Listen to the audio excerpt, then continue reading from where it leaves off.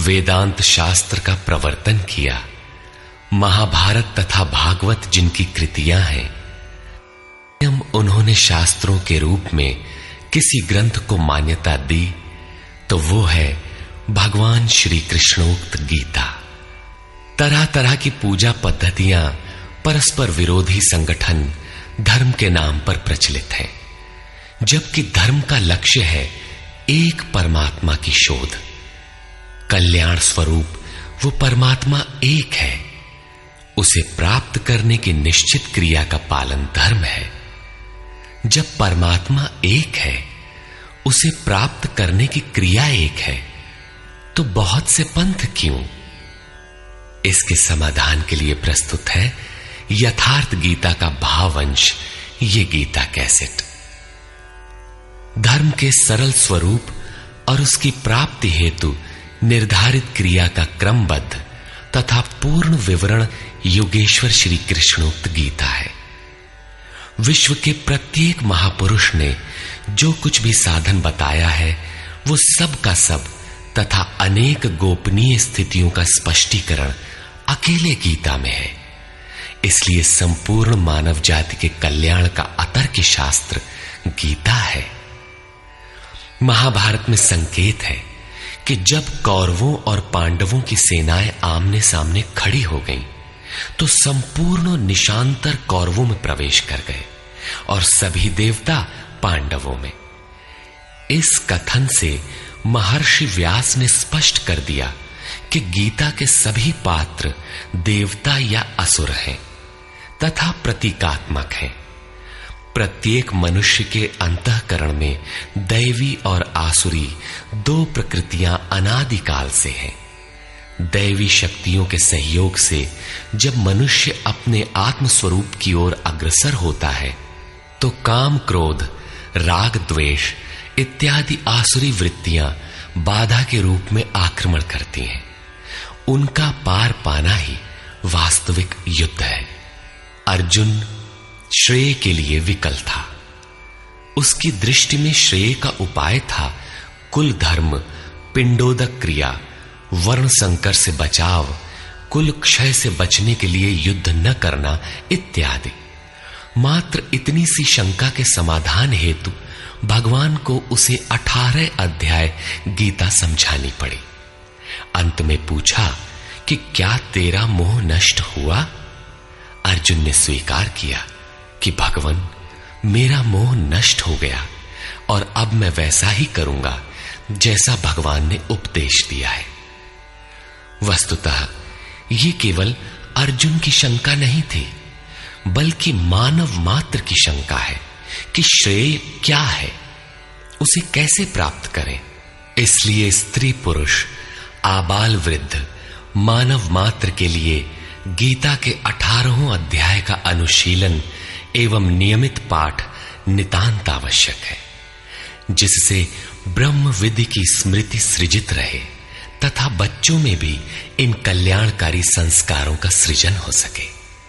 इस गीता ज्ञान के बिना कोई भी मनुष्य उस ईश्वर के पथ पर नहीं चल सकता।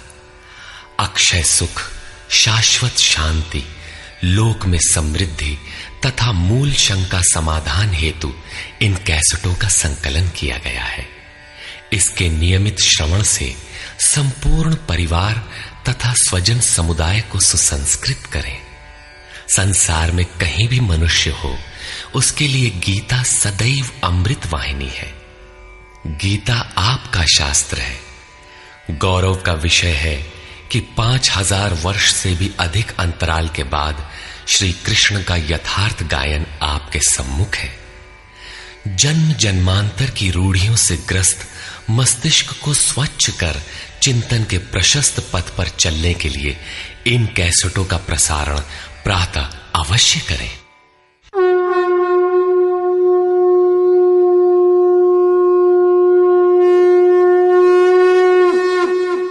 ओम श्री परमात्मने नमः। यथार्थ गीता, श्रीमद् भगवत गीता, अथ प्रथमो अध्यायः।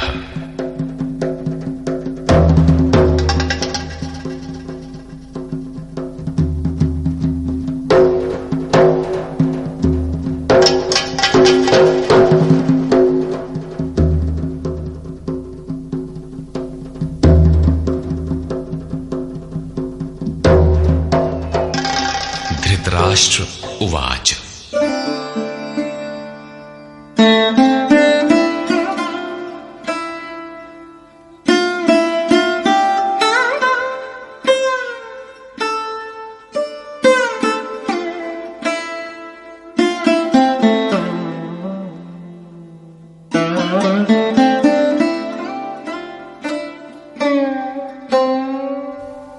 धर्मक्षेत्रे कुरुक्षेत्रे समवेता युयुत्सवः मामकाः पाण्डवाश्चैव किमकुर्वत संजय।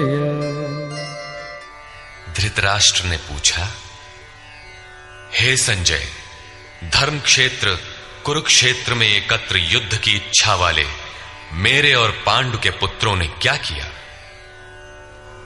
अज्ञान रूपी धृतराष्ट्र और संयम रूपी संजय। अज्ञान मन के अंतराल में रहता है। अज्ञान से आवृत मन धृतराष्ट्र जन्मांध है, किंतु संयम रूपी संजय के माध्यम से यह देखता है, सुनता है। वो समझता है कि परमात्मा ही सत्य है। फिर भी जब तक इससे उत्पन्न मोह रूपी दुर्योधन जीवित है, इसकी दृष्टि सदैव कौरवों पर रहती है, विकारों पर ही रहती है। धर्म एक क्षेत्र है।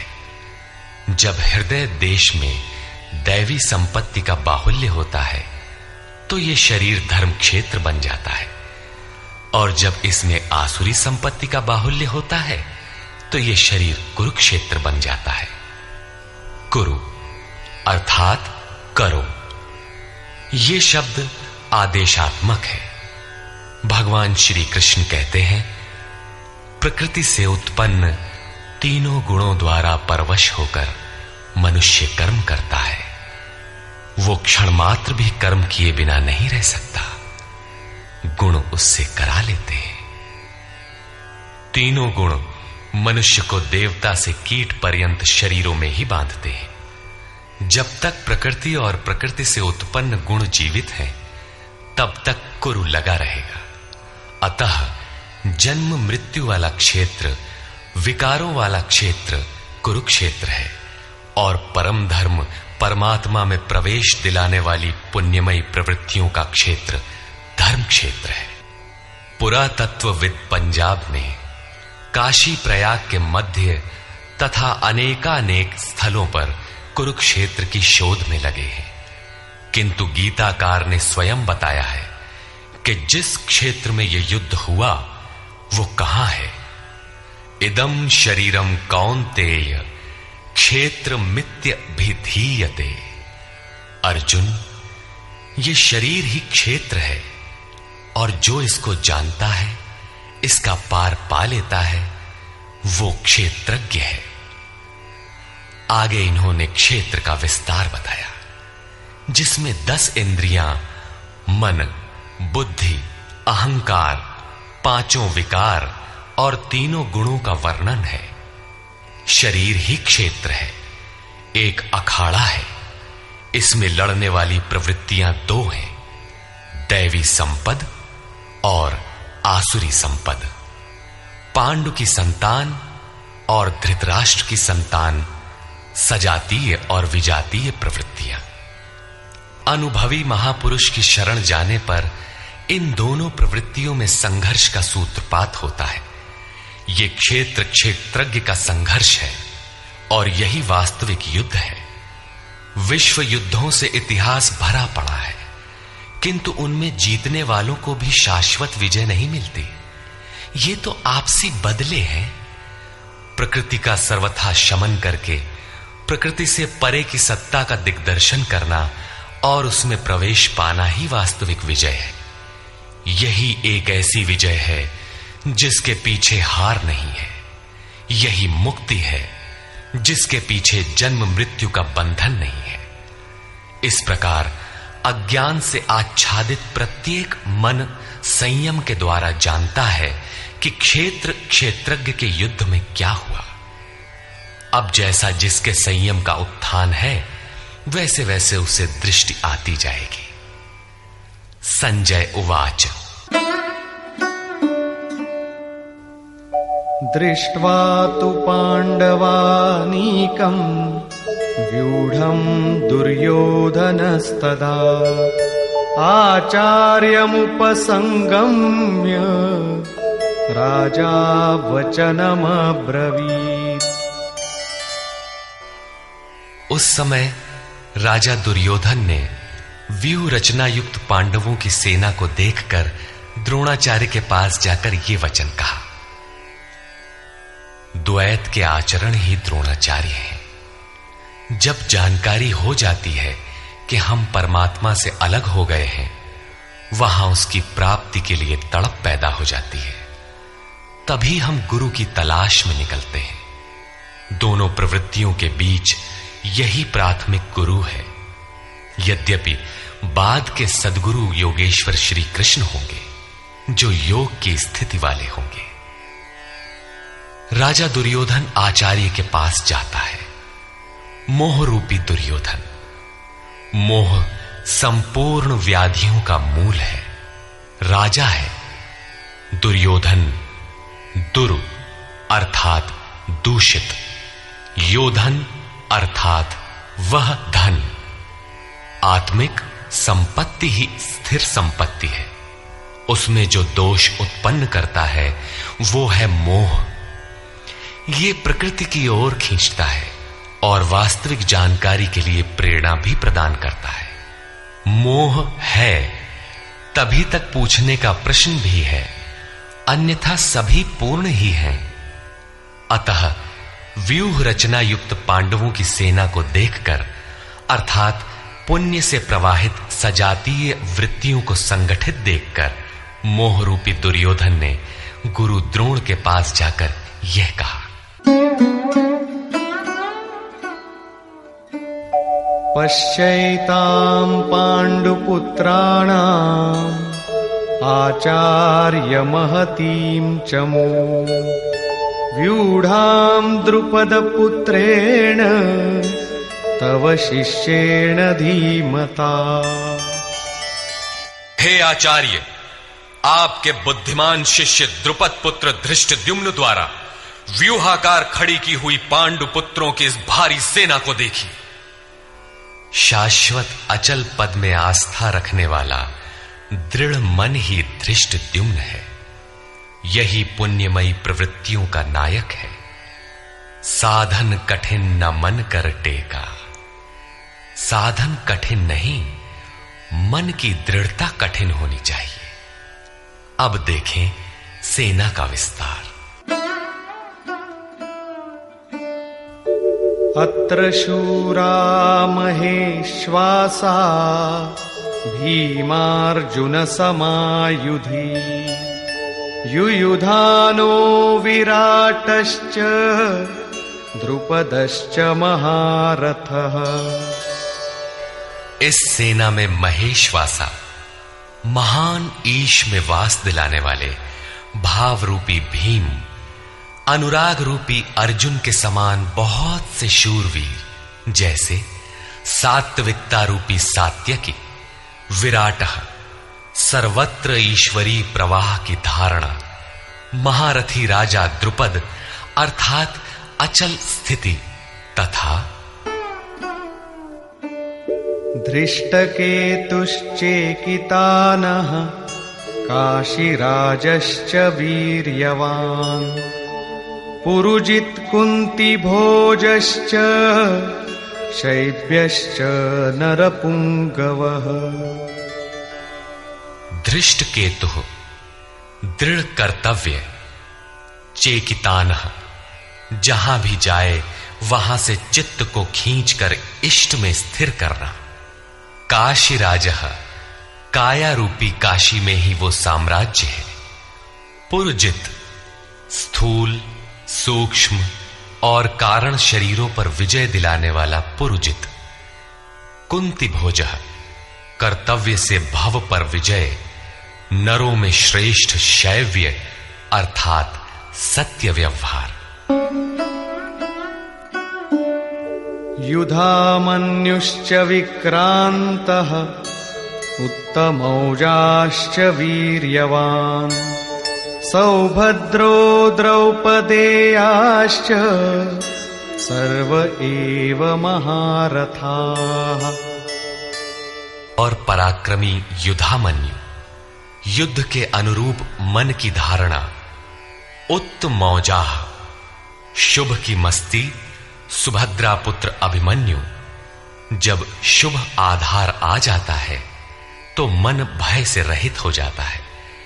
ऐसा शुभ आधार से उत्पन्न अभय मन, ध्यान रूपी द्रौपदी के पांचों पुत्र वात्सल्य, लावण्य, सौम्यता, स्थिरता, सहृदयता, सब के सब महारथी है। साधन पथ पर संपूर्ण योग्यता के साथ चलने की क्षमताएं हैं। इस प्रकार दुर्योधन ने पांडव पक्ष के 15-20 नाम गिनाए, जो दैवी संपद के महत्वपूर्ण अंग हैं। विजातीय प्रवृत्ति का राजा होते हुए भी मोह ही सजातीय प्रवृत्तियों को समझने के लिए बाध्य करता है। दुर्योधन अपना पक्ष संक्षेप में कहता है, यदि कोई बाह्य युद्ध होता तो अपनी फौज बढ़ा चढ़ा कर गिनाता, विकार कम गिनाए गए, क्योंकि उन पर विजय पाना है, वे नाशवान हैं। केवल 5-7 विकार बताए गए, जिनके अंतराल में संपूर्ण बहिर्मुखी प्रवृत्ति विद्यमान है, जैसे अस्माकं तु विशिष्टाये तान्निबोध द्विजोत्तम नायका मम सैन्यस्य संज्ञार्थं तान् ब्रवीमि ते। द्विजोत्तम, हमारे पक्ष में जो जो प्रधान हैं उन्हें भी आप समझ लें। आपको जानने के लिए मेरी सेना के जो नायक हैं उनको कहता हूं। बाह्य युद्ध में सेनापति के लिए द्विजोत्तम संबोधन असामयिक है। वस्तुतः गीता अंतःकरण की 2 प्रवृत्तियों का संघर्ष है, जिसमें द्वैत का आचरण ही द्रोण है। जब तक हम लेश मात्र भी आराध्य से अलग हैं, तब तक प्रकृति विद्यमान है, द्वैत बना है। इस द्वि पर जय पाने की प्रेरणा प्रथम गुरु द्रोणाचार्य से मिलती है। अधूरी शिक्षा ही पूर्ण जानकारी के लिए प्रेरणा प्रदान करती है। वो पूजा स्थली नहीं, वहां शौर्य सूचक संबोधन होना चाहिए। विजातीय प्रवृत्ति के नायक कौन कौन हैं?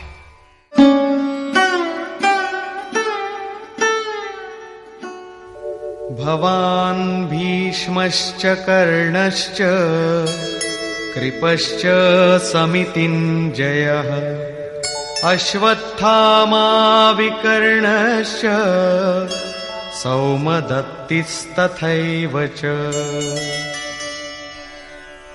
एक तो स्वयं आप द्वैत के आचरण रूपी द्रोणाचार्य हैं। भ्रम रूपी पितामह भीष्म है। भ्रम इन विकारों का उद्गम है, अंत तक जीवित रहता है, इसलिए पितामह है। समूची सेना मर गई, ये जीवित था। शरशैया पर अचेत था, फिर भी जीवित था। ये है भ्रम रूपी भीष्म। भ्रम अंत तक रहता है। इसी प्रकार विजातीय कर्म रूपी कर्ण तथा संग्राम विजयी कृपाचार्य हैं।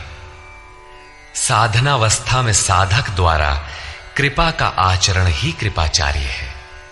भगवान कृपाधाम है और प्राप्ति के पश्चात संत का भी वही स्वरूप है। किंतु साधन काल में जब तक हम अलग हैं, परमात्मा अलग है। विजातीय प्रवृत्ति जीवित है, मोहमयी घिराव है। ऐसी परिस्थिति में साधक यदि कृपा का आचरण करता है तो वो नष्ट हो जाता है। सीता ने दया की तो कुछ काल लंका में प्रायश्चित करना पड़ा। विश्वामित्र दयार्द्र हुए, पतित होना पड़ा। योग सूत्रकार महर्षि पतंजलि भी यही कहते हैं, ते समाधा वुपसर्गा व्युत्थाने सिद्धयः। व्युत्थान काल में सिद्धियां प्रकट होती हैं, वे वास्तव में सिद्धियां हैं, किंतु कैवल्य प्राप्ति के लिए उतनी ही बड़ी विघ्न है जितने काम, क्रोध, लोभ, मोह इत्यादि। गोस्वामी तुलसीदास का भी यही निर्णय है। माया अनेक विघ्न करती है, रिद्धियां प्रदान करती है, यहां तक कि सिद्ध बना देती है। ऐसी अवस्था वाला साधक बगल से निकल भर जाए, मरणासन रोगी भी जी उठेगा। वो भले ठीक हो जाए, किंतु साधक उसे अपनी देन मान बैठे तो नष्ट हो जाएगा। एक रोगी के स्थान पर हजारों रोगी घेर लेंगे, भजन चिंतन का क्रम अवरुद्ध हो जाएगा और उधर बहकते बहकते प्रकृति का बाहुल्य हो जाएगा। यदि लक्ष्य दूर है और साधक कृपा करता है, तो कृपा का अकेला आचरण ही समितिंजय समूची सेना को जीत लेगा। इसलिए साधक को पूर्ति पर्यंत इससे सतर्क रहना चाहिए। दया बिनु संत कसाई, दया करी तो आफत आई। लेकिन अधूरी अवस्था में यह विजातीय प्रवृत्ति का दुर्धर्ष योद्धा है। इसी प्रकार आसक्ति रूपी अश्वत्थामा, विकल्प रूपी विकर्ण और भ्रममयी श्वास ही भूरि श्रवा है। ये सभी बहिर्मुखी प्रवाह के नायक हैं।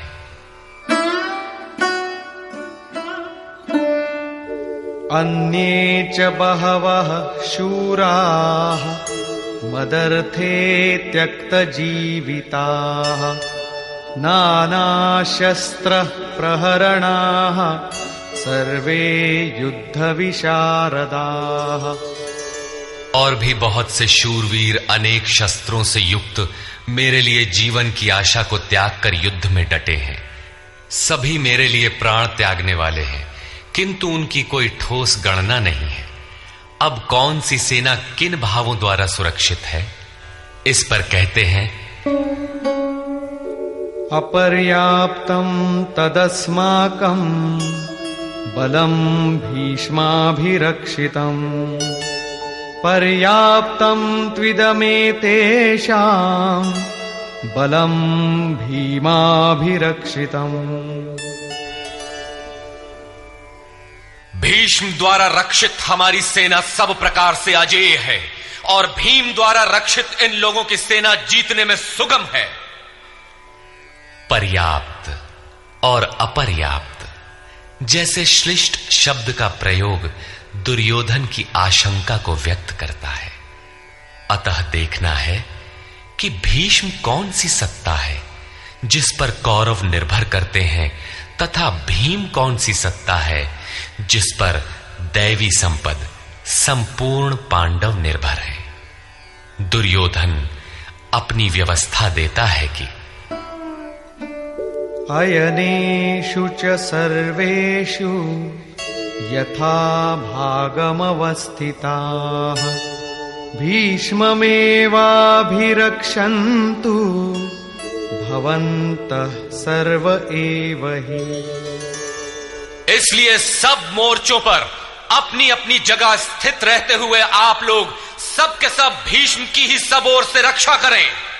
यदि भीष्म है तो हम अजेय हैं, इसलिए आप पांडवों से न लड़कर केवल भीष्म की ही रक्षा करें। कैसा योद्धा है भीष्म, जो स्वयं अपनी रक्षा नहीं कर पा रहा है, कौरवों को उसकी रक्षा व्यवस्था करनी पड़ रही है। यह कोई बाह्य योद्धा नहीं, ब्रह्म ही भीष्म है। जब तक ब्रह्म जीवित है तब तक विजातीय प्रवृत्तियां कौरव अजेय है।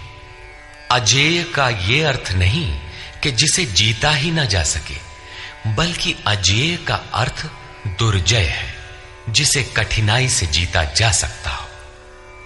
महा अजय संसार रिपु जीति सकई सो वीर। यदि भ्रम समाप्त हो जाए तो अविद्या अस्तित्वहीन हो जाए।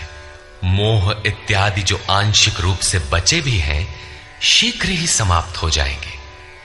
भीष्म की इच्छा मृत्यु थी, इच्छा ही भ्रम है, इच्छा का अंत और भ्रम का मिटना एक ही बात है।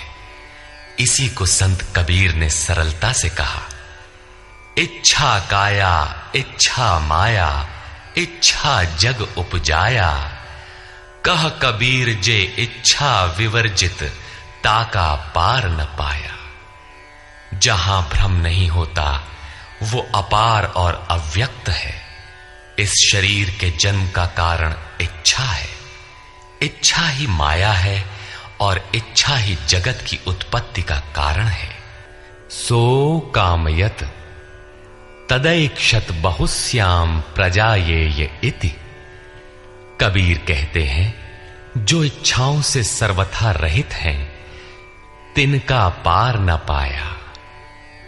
वे अपार, अनंत, असीम तत्वों में प्रवेश पा जाते हैं।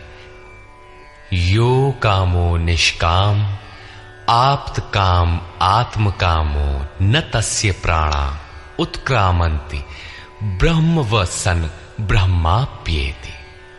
जो कामनाओं से रहित आत्मा में स्थिर आत्म स्वरूप है, उसका कभी पतन नहीं होता। वो ब्रह्म के साथ एक हो जाता है। आरंभ में इच्छाएं अनंत होती हैं और अंततो गत्वा परमात्म प्राप्ति की इच्छा शेष रहती है। जब ये इच्छा भी पूरी हो जाती है, तब इच्छा भी मिट जाती है। यदि उससे भी बड़ी कोई वस्तु होती तो आप उसकी इच्छा अवश्य करते। जब उससे आगे कोई वस्तु है ही नहीं, तो इच्छा किसकी होगी? जब प्राप्त होने योग्य कोई वस्तु अप्राप्त न रह जाए, तो इच्छा भी समूल नष्ट हो जाती है और इच्छा के मिटते ही भ्रम का सर्वथा अंत हो जाता है। यही भीष्म की इच्छा मृत्यु है। भीम द्वारा रक्षित इन लोगों की सेना जीतने में सुगम है। भाव रूपी भीम, भावे विद्यते देवः। भाव में वो क्षमता है कि अविदित परमात्मा भी विदित हो जाता है।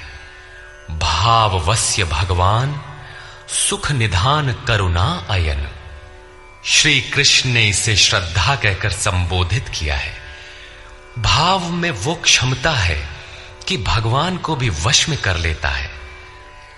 भाव से ही संपूर्ण पुण्यमयी प्रवृत्ति का विकास है। ये पुण्य का संरक्षक है तो इतना बलवान कि परम देव परमात्मा को संभव बनाता है, किंतु साथ ही इतना कोमल भी है कि आज भाव है तो कल अभाव में बदलते देर नहीं लगती।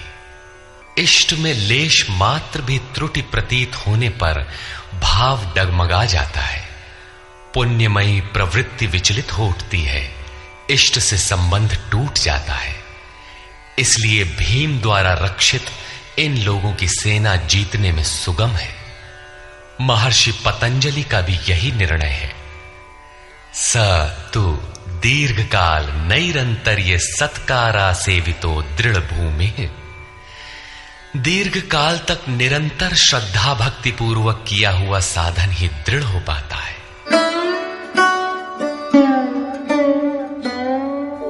तस्य संजनयन् हर्षं कुरु वृद्धः पितामहः।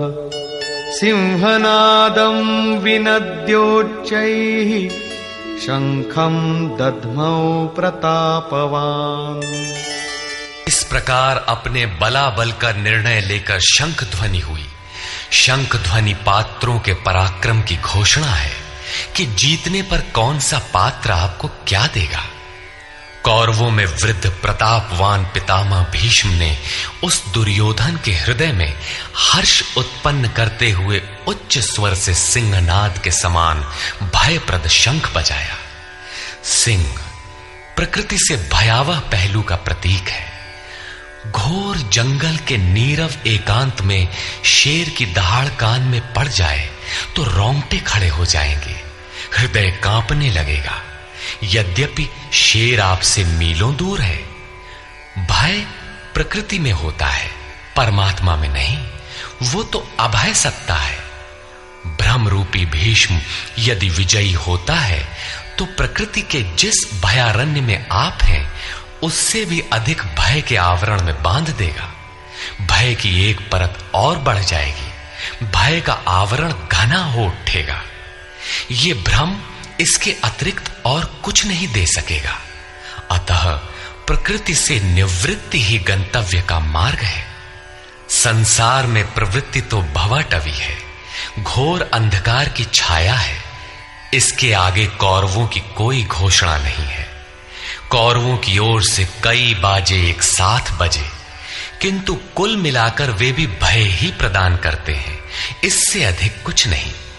प्रत्येक विकार कुछ न कुछ भय तो देता ही है। इसलिए उन्होंने भी घोषणा की, ततः शंखाश्च भैर्यश्च पणवानक गोमुखाः सहसैवाभ्यहन्यन्त सशब्दस्तु मूलोऽभवत्। तदनंतर अनेक शंख, नगारे, ढोल और नरसिंहादि बाजे एक साथ ही बजे। उनका शब्द भी बड़ा भयंकर हुआ। भय का संचार करने के अतिरिक्त कौरवों की कोई घोषणा नहीं है। बहिर्मुखी विजातीय प्रवृत्ति सफल होने पर मोहमय बंधन और घना कर देती है। अब पुण्यमयी प्रवृत्तियों की ओर से घोषणाएं हुई, जिनमें पहली घोषणा योगेश्वर श्री कृष्ण की है।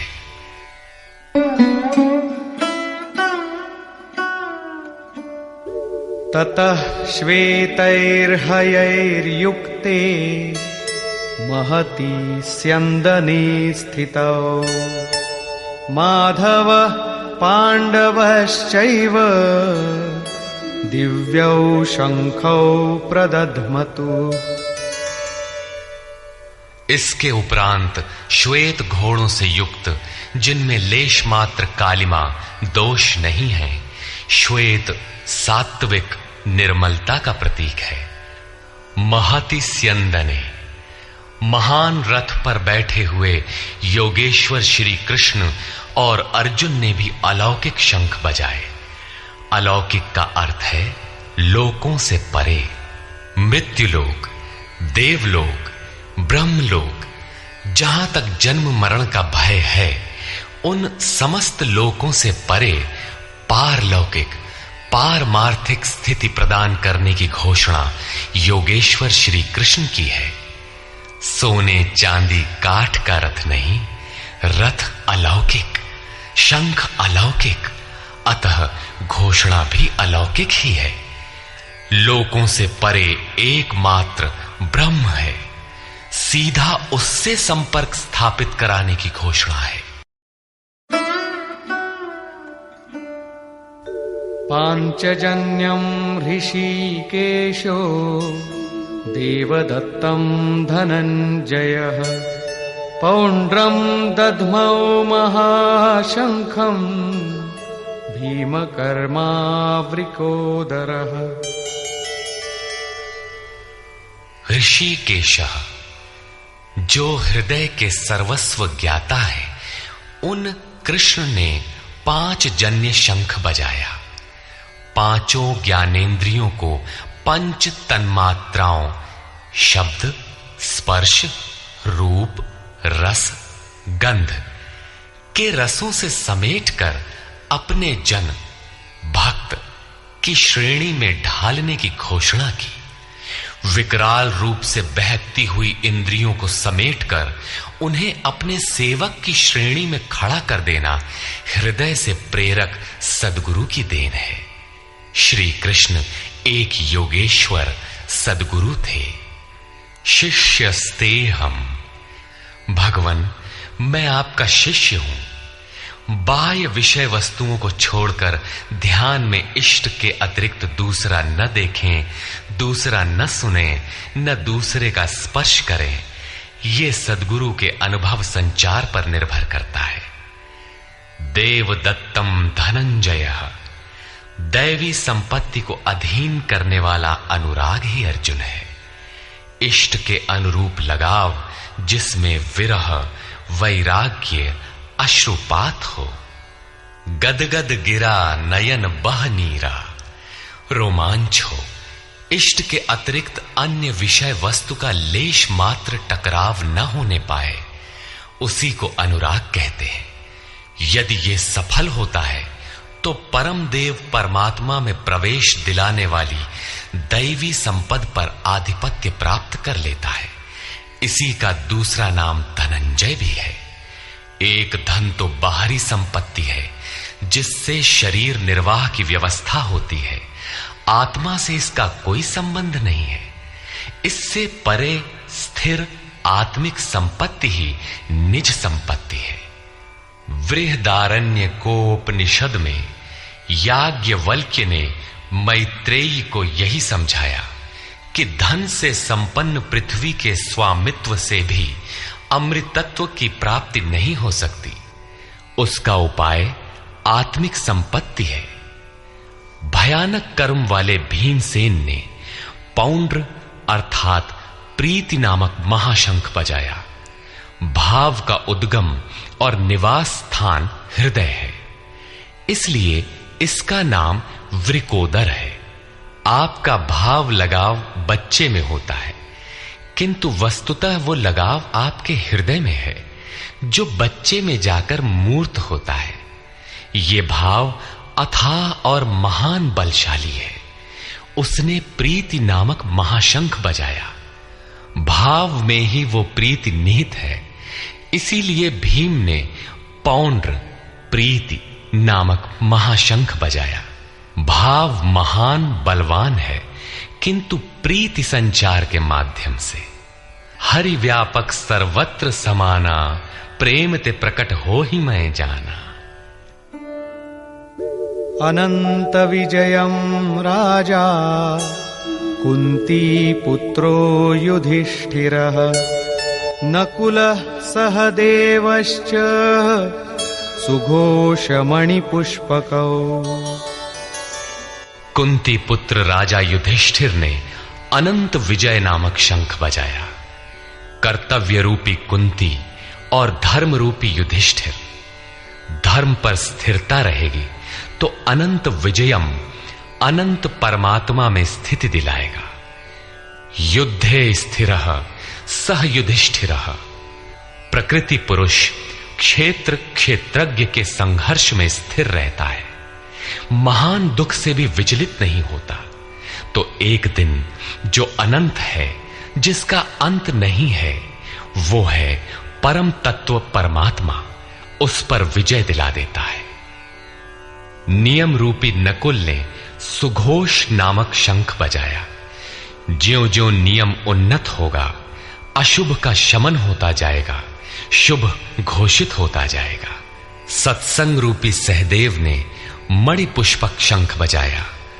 मनीषियों ने प्रत्येक श्वास को बहुमूल्य मणि की संज्ञा दी है। हीरा जैसी श्वासा बातों में बीती जाए। एक सत्संग तो वो है जो आप सत्पुरुषों की वाणी से सुनते हैं, किंतु यथार्थ सत्संग आंतरिक है। श्री कृष्ण के अनुसार आत्मा ही सत्य है, सनातन है। चित्त सब ओर से सिमटकर आत्मा की संगत करने लगे, यही वास्तविक सत्संग है।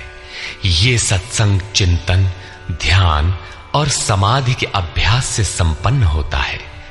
ज्यों-ज्यों सत्य के सान्निध्य में सुरत टिकती जाएगी, त्यों-त्यों एक एक श्वास पर नियंत्रण मिलता जाएगा।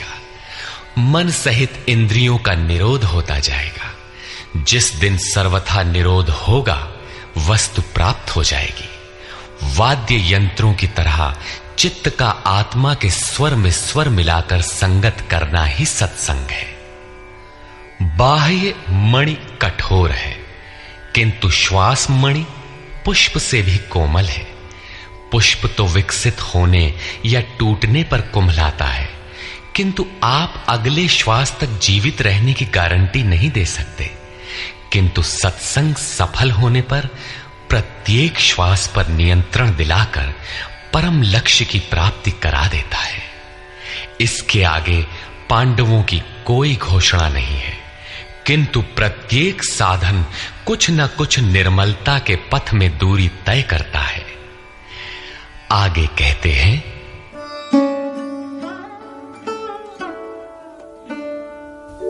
काश्यश्च परमेश्वासः शिखण्डी च महारथः धृष्टद्युम्नो विराटश्च सात्यकिश्चापराजितः। काया रूपी काशी।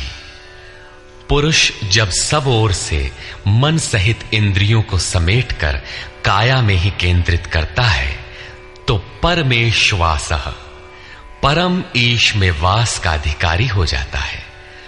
परम ईश में वास दिलाने में सक्षम काया ही काशी है। काया में ही परम ईश का निवास है। परमेश्वास का अर्थ श्रेष्ठ धनुष वाला नहीं बल्कि परम धन ईश धन वास है। शिखा सूत्र का त्याग ही शिखंडी है। आजकल लोग सिर के बाल कटा लेते हैं और सूत्र के नाम पर गले की जनेऊ हटा लेते हैं, अग्नि जलाना छोड़ देते हैं। हो गया सन्यास उनका। नहीं, वस्तुतः शिखा लक्ष्य का प्रतीक है जिसे आपको पाना है और सूत्र है संस्कारों का। जब तक आगे परमात्मा को पाना शेष है, पीछे संस्कारों का सूत्रपात लगा हुआ है, तब तक त्याग कैसा, सन्यास कैसा? अभी तो चलने वाले पथिक हैं। जब प्राप्तव्य प्राप्त हो जाए, पीछे लगे हुए संस्कारों की डोर कट जाए, ऐसी अवस्था में ब्रह्म सर्वथा शांत हो जाता है। इसलिए शिखंडी ही ब्रह्म रूपी भीष्म का विनाश करता है। शिखंडी चिंतन पथ की विशिष्ट योग्यता है, महारथी है। धृष्टद्युम्न दृढ़ और अचल मन तथा विराटः सर्वत्र विराट ईश्वर का प्रसार देखने की क्षमता इत्यादि दैवी संपद के प्रमुख गुण हैं। सात्विकता ही सात्यकी है। सत्य के चिंतन की प्रवृत्ति अर्थात सात्विकता यदि बनी है तो कभी गिरावट नहीं आने पाएगी।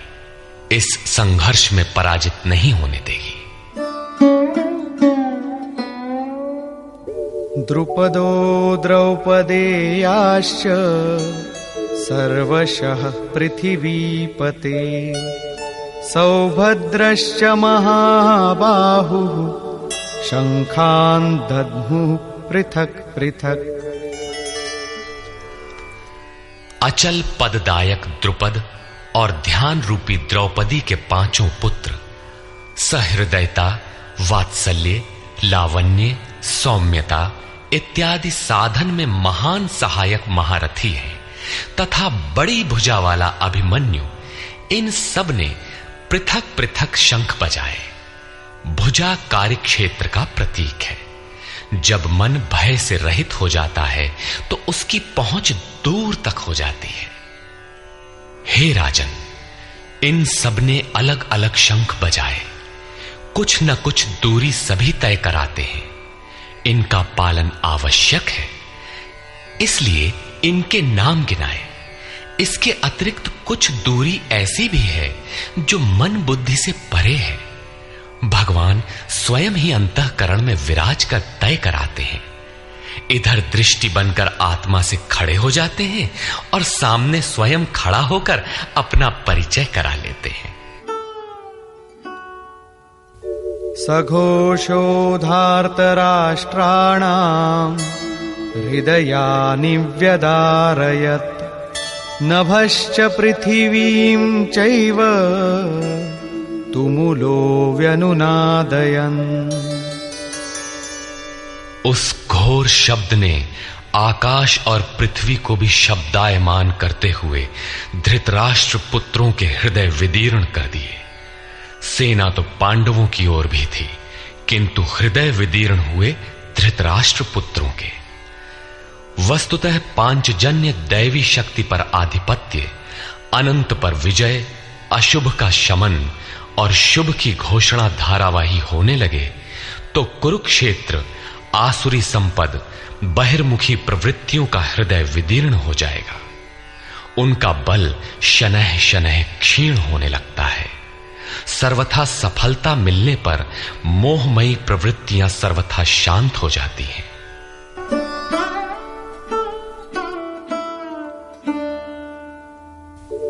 अथ व्यवस्थितान् दृष्ट्वा धार्तराष्ट्रान् कपिध्वजः प्रवृत्ते शस्त्रसम्पाते धनुरुद्यम्य पाण्डवः ऋषिकेशं तदा वाक्यम् इदमाह महीपते सेनयोरुभयोर्मध्ये रथं स्थापयमेच्युत। संयम रूपी संजय ने अज्ञान से आवृत मन को समझाया कि हे राजन, उसके उपरांत कपिध्वजः वैराग्य रूपी हनुमान, वैराग्य ही ध्वज है जिसका, ध्वज राष्ट्र का प्रतीक माना जाता है। कुछ लोग कहते हैं ध्वजा चंचल थी इसलिए कपिध्वज कहा गया, किंतु नहीं, यहां कपि साधारण बंदर नहीं, स्वयं हनुमान थे जिन्होंने मान अपमान का हनन किया था। सममान निरादर आदरहीन। प्रकृति की देखी सुनी वस्तुओं से, विषयों से राग का त्याग ही वैराग्य है। अतः वैराग्य ही जिसकी ध्वजा है, उस अर्जुन ने व्यवस्थित रूप से धृतराष्ट्र पुत्रों को खड़े देखकर शस्त्र चलने की तैयारी के समय धनुष उठाकर ऋषिकेशम, जो हृदय के सर्वस्व ज्ञाता है, उन योगेश्वर श्री कृष्ण से ये वचन कहा, हे अच्युत, जो कभी च्युत नहीं होता, मेरे रथ को दोनों सेनाओं के बीच खड़ा करिए। यहां सारथी को दिया गया आदेश नहीं, इष्ट सद्गुरु से की गई प्रार्थना है, किस लिए खड़ा करें?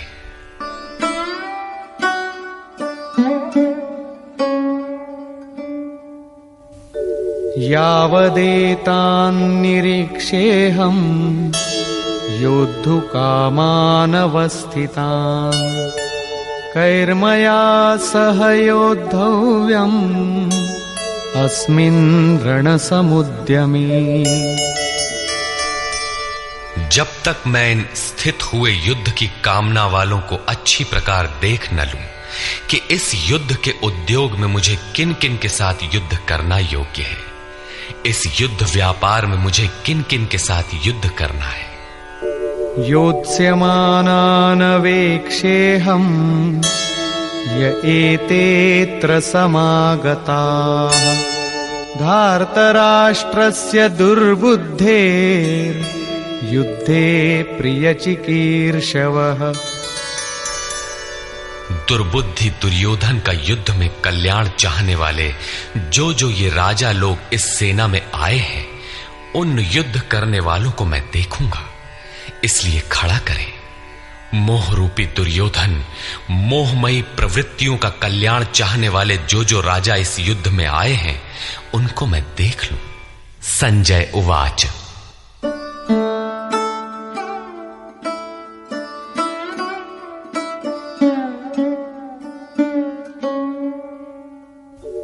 एवमुक्तो ऋषिकेशो गुडाकेशेन भारत सेनयोरुभयोर्मध्ये स्थापयित्वा रथोत्तमम् भीष्मद्रोणप्रमुखतः सर्वेषां च महीक्षिताम् उवाच पार्थ पश्यैतान् समवेतान् कुरुनीति। संजय बोला, निद्राजयी अर्जुन द्वारा इस प्रकार कहे जाने पर हृदय के ज्ञाता श्री कृष्ण ने दोनों सेनाओं के बीच भीष्म, द्रोण और महीक्षिताम शरीर रूपी पृथ्वी पर अधिकार जमाए हुए संपूर्ण राजाओं के बीच उत्तम रथ को खड़ा करके कहा कि पार्थ, इन इकट्ठे हुए कौरवों को देख, यहां उत्तम रथ सोने चांदी का रथ नहीं है। संसार में उत्तम की परिभाषा नश्वर शरीर के प्रति अनुकूलता प्रतिकूलता से की जाती है। ये परिभाषा अपूर्ण है। जो हमारे आत्मा हमारे स्वरूप का सदैव साथ दे, वही उत्तम है, जिसके पीछे अनुत्तम मलिनता न हो। तत्रापश्यत् स्थितान् पार्थः पितॄनथ पितामहान् आचार्यान् मातुलान् भ्रातॄन् पुत्रान् पौत्रान् सखींस्तथा श्वशुरान् सुहृदश्चैव सेनयोरुभयोरपि। इसके उपरांत अचूक लक्ष्य वाले पार्थिव शरीर को रथ बनाने वाले पार्थ ने उन दोनों सेनाओं में स्थित पिता के भाइयों को, पितामहों को, आचार्यों को, मामाओं को, भाइयों को, पुत्रों को, पौत्रों को, मित्रों को, श्वसुरों को और सुहृदों को देखा। दोनों सेनाओं में अर्जुन को केवल अपना परिवार, मामा का परिवार, ससुराल का परिवार, सुहृद और गुरुजन दिखाई पड़े। प्रचलित गणना के अनुसार 18 अक्षौहिणी 2.5-3 अरब के लगभग होता है, जो आज के विश्व की जनसंख्या के समकक्ष है। इतने मात्र के लिए यदा कदा विश्व स्तर पर आवास खाद्य समस्या बन जाती है। इतना बड़ा जन समूह अर्जुन के 3-4 रिश्तेदारों का परिवार मात्र था। क्या इतना बड़ा भी किसी का परिवार होता है? कदापि नहीं। ये हृदय देश का चित्रण है। तान् समीक्ष्य स कौन्तेयः सर्वान् बन्धून् अवस्थितान् कृपया परयाविष्टो विषीदन्निदमब्रवीत्। इस प्रकार खड़े हुए उन संपूर्ण बंधुओं को देखकर अत्यंत करुणा से आवृत वो कुंती पुत्र अर्जुन शोक करता हुआ बोला। अर्जुन उवाच।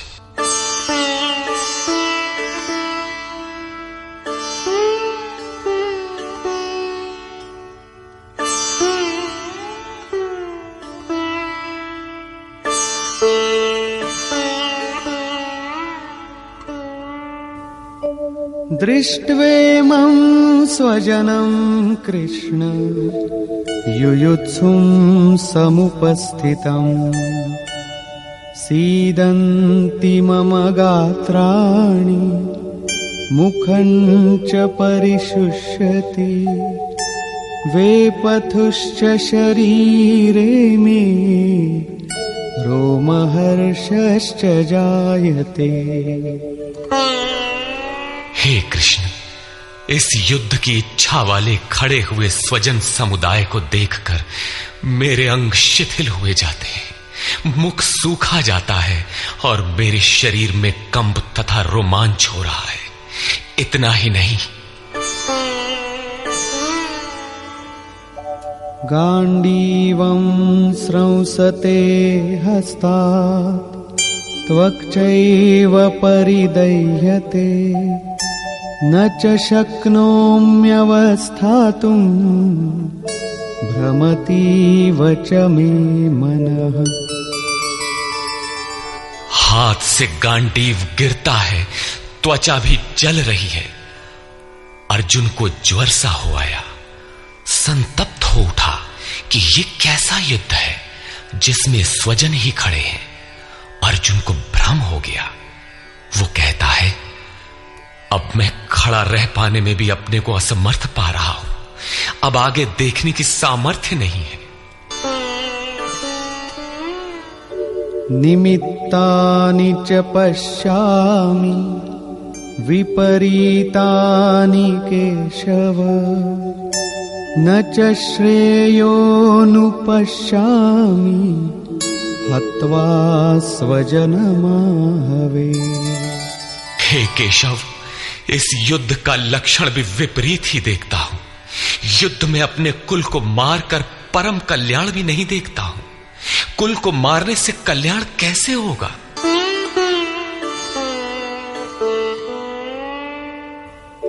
न कांक्षे विजयं कृष्ण न च राज्यं सुखानि च किन्नो राज्येन गोविन्द किं भोगैर्जीवितेन वा। संपूर्ण परिवार युद्ध के मुहाने पर है। इन्हें युद्ध में मारकर विजय से मिलने वाला राज्य और राज्य से मिलने वाला सुख अर्जुन को नहीं चाहिए। वो कहता है, हे श्री कृष्ण, मैं विजय नहीं चाहता, राज्य तथा सुख भी नहीं चाहता। हे गोविंद, हमें राज्य या भोग अथवा जीवन से भी क्या प्रयोजन है? क्यों?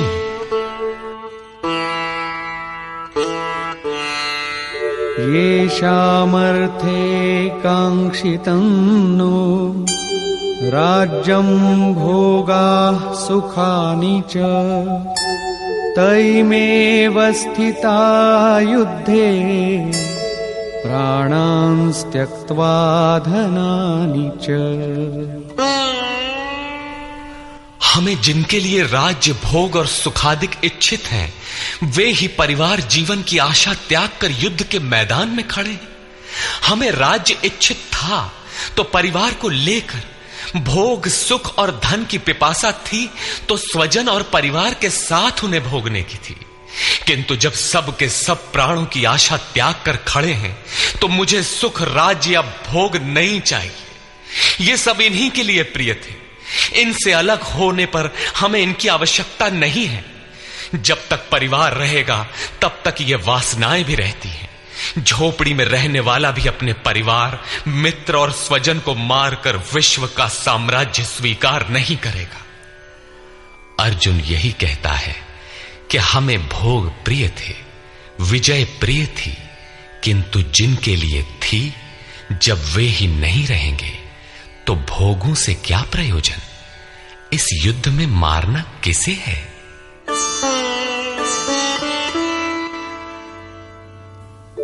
आचार्याः पितरः पुत्राः तथैव च पितामहाः मातुलाः श्वशुराः पौत्राः शालाः संबंधिनस्तथा। इस युद्ध में ताऊ, चाचे, लड़के और इसी प्रकार दादा, मामा, श्वसुर, पोते, साले तथा समस्त संबंधी ही हैं।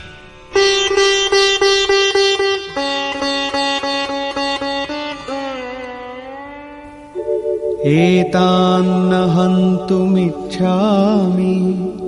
घ्नतोऽपि मधुसूदन अपि त्रैलोक्यराज्यस्य हेतो किन्नु मही कृते। हे मधुसूदन, मुझे मारने पर भी अथवा 3 लोक के राज्य के लिए भी मैं इन सबको मारना नहीं चाहता। फिर पृथ्वी के लिए कहना ही क्या? 18 अक्षौहिणी सेना में अर्जुन को अपना परिवार ही दिखाई पड़ा। इतने अधिक स्वजन वास्तव में क्या हैं? वस्तुतः अनुराग ही अर्जुन है। भजन के आरंभ में प्रत्येक अनुरागी के समक्ष यही समस्या रही है। सभी चाहते हैं कि हम भजन करें, उस परम सत्य को पालें, किंतु किसी अनुभवी सद्गुरु के संरक्षण में कोई अनुरागी जब क्षेत्रज्ञ के संघर्ष को समझता है कि हमें किन से लड़ना है, तो वो हताश हो जाता है।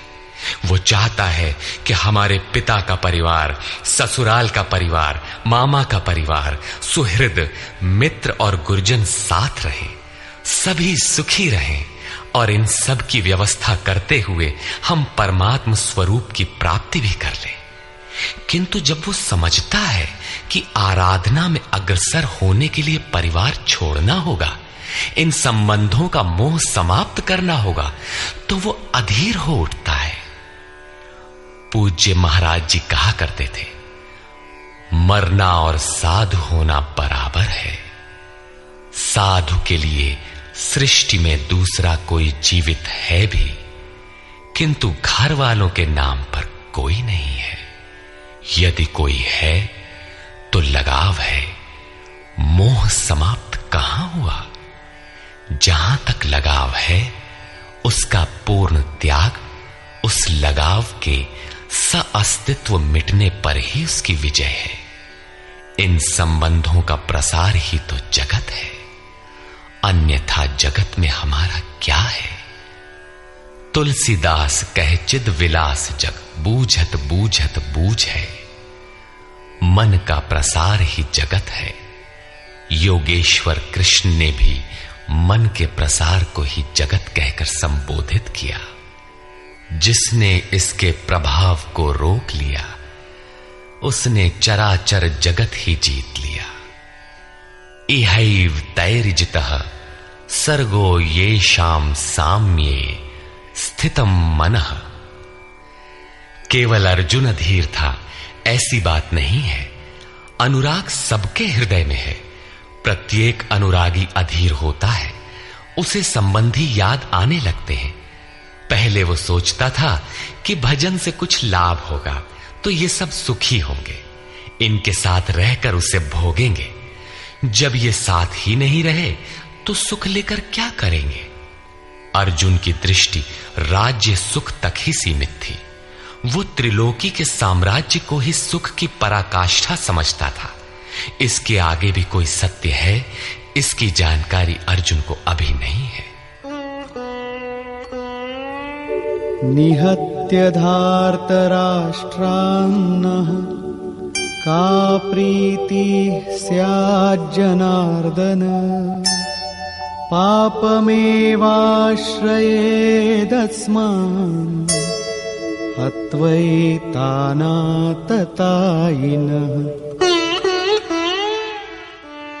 हे जनार्दन, धृतराष्ट्र के पुत्रों को मारकर भी हमें क्या प्रसन्नता होगी?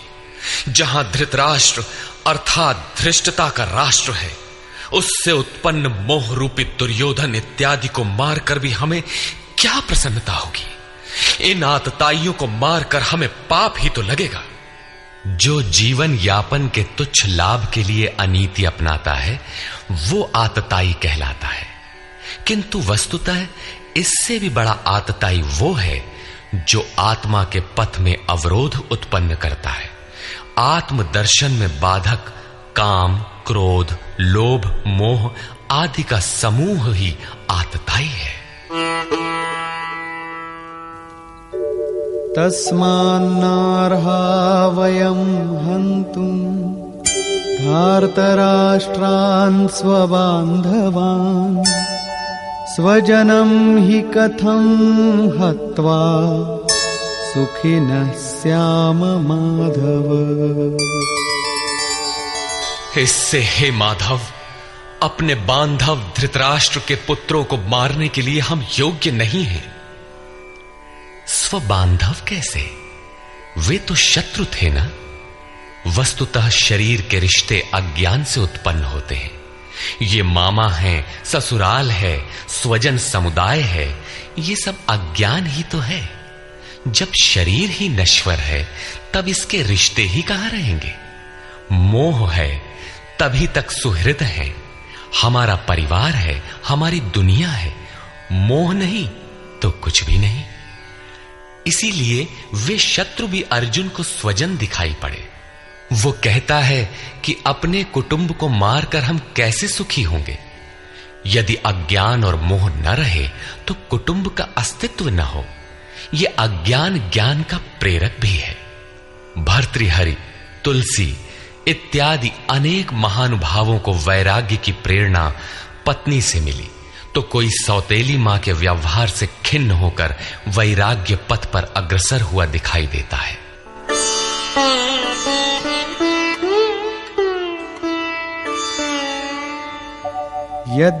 यद्यप्येतेन पश्यन्ति लोभोपहत चेतसः कुलक्षयकृतं दोषं मित्रद्रोहे च पातकम्। यद्यपि लोभ से भ्रष्ट चित्त हुए ये लोग कुल नाश के दोष और मित्र द्रोह के पाप को नहीं देखते हैं, ये उनकी कमी है। फिर भी कथं न ज्ञेयमस्माभिः पापादस्मान्निवर्तितुम् कुलक्षयकृतं दोषं प्रपश्यद्भिर्जनार्दन। हे जनार्दन, कुल नाश से होने वाले दोषों को जानने वाले हम लोगों को इस पाप से हटने के लिए क्यों नहीं विचार करना चाहिए? मैं ही पाप करता हूं ऐसी बात नहीं, आप भी भूल करने जा रहे हैं। कृष्ण पर भी आरोप लगाया। अभी वो समझ में अपने को कृष्ण से कम नहीं मानता। प्रत्येक नया साधक सद्गुरु की शरण जाने पर इसी प्रकार तर्क करता है और अपने को जानकारी में कम नहीं समझता। यही अर्जुन भी कहता है कि ये भले न समझें, किंतु हम आप तो समझदार हैं। कुल नाश के दोषों पर हमें विचार करना चाहिए। कुल नाश में दोष क्या है? कुलक्षये प्रणश्यन्ति कुलधर्माः सनातनाः धर्मे नष्टे कुलं कृत्स्नम् अधर्मोऽभिभवत्युत। कुल के नाश होने से सनातन कुल धर्म नष्ट हो जाते हैं। अर्जुन कुल धर्म कुलाचार को ही सनातन धर्म समझ रहा था। धर्म के नाश होने पर संपूर्ण कुल को पाप भी बहुत दबा लेता है। अधर्माभिभवात् कृष्ण प्रदुष्यन्ति कुलस्त्रियः स्त्रीषु दुष्टासु आर्ष्णेय जायते वर्णसंकरः। हे कृष्ण, पाप के अधिक बढ़ जाने से कुल की स्त्रियां दूषित हो जाती हैं। हे वार्ष्णेय, स्त्रियों के दूषित होने पर वर्ण संकर उत्पन्न होता है। अर्जुन की मान्यता थी कि कुल की स्त्रियों के दूषित होने से वर्ण संकर होता है, किंतु श्री कृष्ण ने इसका खंडन करते हुए आगे बताया कि मैं अथवा स्वरूप में स्थित महापुरुष यदि आराधना क्रम में भ्रम उत्पन्न कर दे तब वर्ण संकर होता है। वर्ण संकर के दोषों पर अर्जुन प्रकाश डालता है।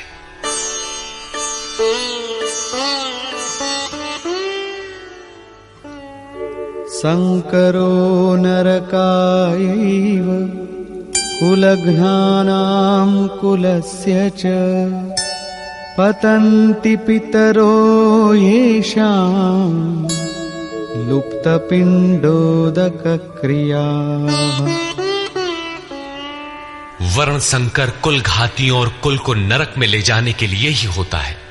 लुप्त हुई पिंड क्रिया वाले इनके पितर लोग भी गिर जाते हैं। वर्तमान नष्ट हो जाता है, अतीत के पितर गिर जाते हैं और भविष्य वाले भी गिरेंगे। इतना ही नहीं,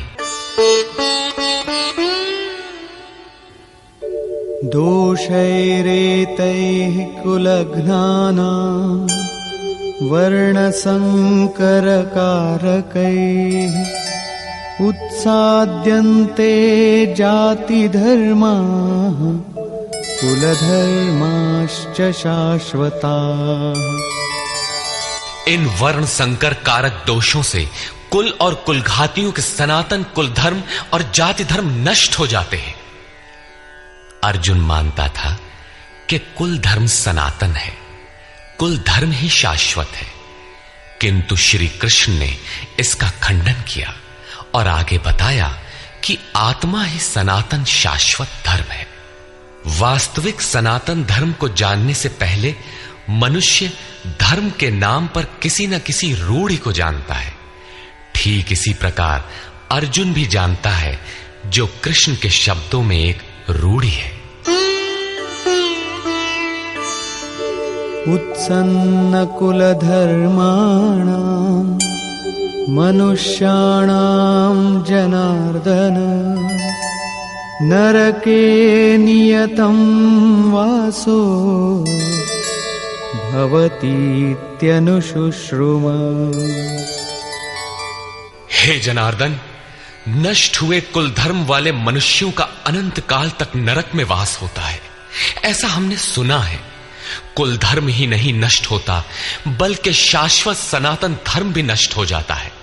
जब धर्म ही नष्ट हो गया तो ऐसे पुरुष का अनंत काल तक नरक में निवास होता है, ऐसा हमने सुना है, देखा नहीं, सुना है। अहो बत महत् पापं कर्तुं व्यवसिता वयं, यद्राज्य सुखलोभेन हन्तुं स्वजनमुद्यताः। अहो, शोक है कि हम लोग बुद्धिमान होकर भी महान पाप करने को तैयार हुए हैं। राज्य और सुख के लोभ से अपने कुल को मारने के लिए उद्यत हुए हैं। अभी अर्जुन अपने को कम ज्ञाता नहीं समझता। आरंभ में प्रत्येक साधक इसी प्रकार बोलता है। महात्मा बुद्ध का कथन है कि मनुष्य जब अधूरी जानकारी रखता है तो अपने को महान ज्ञानी समझता है, और जब आधे से आगे की जानकारी हासिल करने लगता है तो अपने को महान मूर्ख समझता है। ठीक इसी प्रकार अर्जुन भी अपने को ज्ञानी ही समझता है। वो कृष्ण को ही समझाता है कि उस पाप से परम कल्याण हो, ऐसी बात भी नहीं। केवल राज्य और सुख के लोभ में पड़कर हम लोग कुल नाश करने को उद्यत हुए हैं, महान भूल कर रहे हैं। हम ही भूल कर रहे हैं, ऐसी बात नहीं, आप भी भूल कर रहे हैं। एक धक्का कृष्ण को भी दिया। अंत में अर्जुन अपना निर्णय देता है। यदि माम प्रतीकारम् अशस्त्रं शस्त्रपाणयः धार्तराष्ट्रारणे हन्युः तन्मे क्षेमतरं भवेत्। यदि मुझ शस्त्र रहित न सामना करने वाले को शस्त्रधारी धृतराष्ट्र के पुत्र रण में मारे तो उनका वो मारना भी मेरे लिए अति कल्याणकारक होगा। इतिहास तो कहेगा कि अर्जुन समझदार था, जिसने अपनी बलि देकर युद्ध बचा लिया। लोग प्राणों की आहुति दे डालते हैं कि भोले भाले मासूम बच्चे सुखी रहें, कुल तो बचा रहे। मनुष्य विदेश चला जाए, वैभवपूर्ण प्रासाद में रहे, किंतु 2 दिन बाद उसे अपनी छोड़ी हुई झोपड़ी याद आने लगती है। मोह इतना प्रबल होता है। इसीलिए अर्जुन कहता है कि शस्त्रधारी धृतराष्ट्र के पुत्र मुझ न प्रतिकार करने वाले को रण में मार दे, तब भी वो मेरे लिए अति कल्याणकारी होगा, ताकि लड़के तो सुखी रहें। संजय उवाच।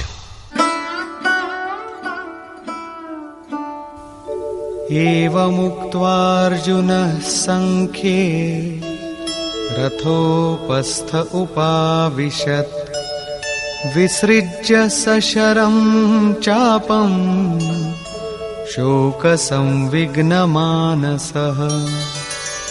संजय बोला कि रणभूमि में शोक से उद्विग्न मन वाला अर्जुन इस प्रकार कहकर बाण सहित धनुष को त्याग कर रथ के पिछले भाग में बैठ गया, अर्थात क्षेत्र क्षेत्रज्ञ के संघर्ष में भाग लेने से पीछे हट गया। निष्कर्ष, गीता क्षेत्र क्षेत्रज्ञ के युद्ध का निरूपण है। यह ईश्वरीय विभूतियों से संपन्न भगवत स्वरूप को दिखाने वाला गायन है। यह गायन जिस क्षेत्र में होता है वह युद्ध क्षेत्र शरीर है, जिसमें 2 प्रवृत्तियां हैं, धर्म क्षेत्र और कुरुक्षेत्र। उन सेनाओं का स्वरूप और उनके बल का आधार बताया। शंख ध्वनि से उनके पराक्रम की जानकारी मिली। तदनंतर जिस सेना से लड़ना है उसका निरीक्षण हुआ, जिसकी गणना 18 अक्षौहिणी अर्थात लगभग 6.5 अरब कही जाती है। किंतु वस्तुतः वे अनंत हैं। प्रकृति के दृष्टिकोण दो हैं, एक इष्टोन्मुखी प्रवृत्ति दैवी संपद, दूसरी बहिर्मुखी प्रवृत्ति आसुरी संपद। दोनों प्रकृति ही हैं। एक इष्ट की ओर उन्मुख करती है, परम धर्म परमात्मा की ओर ले जाती है, और दूसरी प्रकृति में विश्वास दिलाती है। पहले दैवी संपद को साध कर आसुरी संपद का अंत किया जाता है, फिर शाश्वत सनातन परब्रह्म के दिग्दर्शन और उसमें स्थिति के साथ दैवी संपद की आवश्यकता शेष हो जाती है। युद्ध का परिणाम निकल आता है। अर्जुन को सैन्य निरीक्षण में अपना परिवार ही दिखाई पड़ता है, जिसे मारना है। जहां तक संबंध है उतना ही जगत है। अनुराग के प्रथम चरण में पारिवारिक मोह बाधक बनता है। साधक जब देखता है कि मधुर संबंधों में इतना विच्छेद हो जाएगा जैसे वे थे ही नहीं, तो उसे घबराहट होने लगती है। स्वजना शक्ति को मारने में उसे अकल्याण दिखाई देने लगता है। वह प्रचलित रूढ़ियों में अपना बचाव ढूंढने लगता है, जैसा अर्जुन ने किया। उसने कहा, कुल धर्म ही सनातन धर्म है। इस युद्ध से सनातन धर्म नष्ट हो जाएगा, कुल की स्त्रियां दूषित होंगी, वर्ण संकर पैदा होगा, जो कुल और कुलघातियों को अनंत काल तक नरक में ले जाने के लिए ही होता है। अर्जुन अपनी समझ से सनातन धर्म की रक्षा के लिए विकल है। उसने श्री कृष्ण से अनुरोध किया कि हम लोग समझदार होकर भी यह महान पाप क्यों करें। अर्थात श्री कृष्ण भी पाप करने जा रहे हैं। अंततो गत्वा पाप से बचने के लिए मैं युद्ध नहीं करूंगा, ऐसा कहता हुआ हताश अर्जुन रथ के पिछले भाग में बैठ गया। क्षेत्रज्ञ के संघर्ष से पीछे हट गया। टीकाकारों ने इस अध्याय को अर्जुन विषाद योग कहा है। अर्जुन अनुराग का प्रतीक है। सनातन धर्म के लिए विकल होने वाले अनुरागी का विषाद योग का कारण बनता है। यही विषाद मनु को हुआ था। हृदय बहुत दुख लाग, जन्म गयऊ हरि भगति बिनु। संशय में पड़कर ही मनुष्य विषाद करता है। उसे संदेह था कि वर्ण संकर पैदा होगा जो नरक में ले जाएगा। सनातन धर्म के नष्ट होने का भी उसे विषाद था। अतः संशय विषाद योग का सामान्य नामकरण इस अध्याय के लिए उपयुक्त है।